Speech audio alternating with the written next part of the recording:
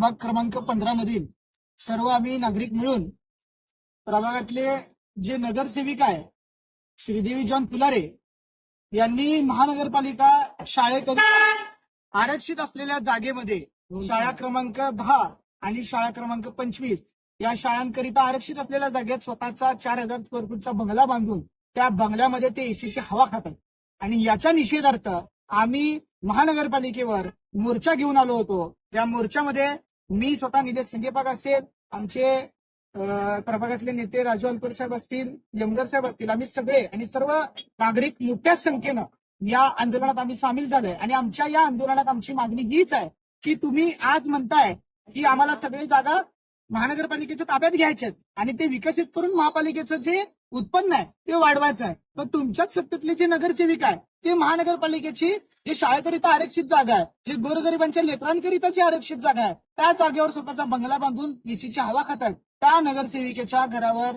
कधी बुलडोजर चालवणार? सर्वसामान्य माणूस 4 फूट अतिक्रमण केलं तर तुम्ही त्याचा घर संसार उद्ध्वस्त करता। मग सत्तेतल्या नगरसेविकेवर राजकीय दबावापोटी तुम्ही कारवाई करत नाहीयेत का, असा प्रश्न आम्ही आज प्रशासनाला विचारलेला आहे। आणि जर त्या बंगल्यावर कारवाई तात्काळ झाली नाही तर उद्या सीएम साहेबांचा ताबा देखील आम्ही अडवणार आहोत, अशी इशारा देखील आम्ही प्रशासनाला दिलेला आहे। त्यामुळे आमची सगळ्यांची नागरिकांची विनंती आहे की तात्काळ त्या अतिक्रमणावर बुलडोजर चालवून ते नासधूस करावे। धन्यवाद।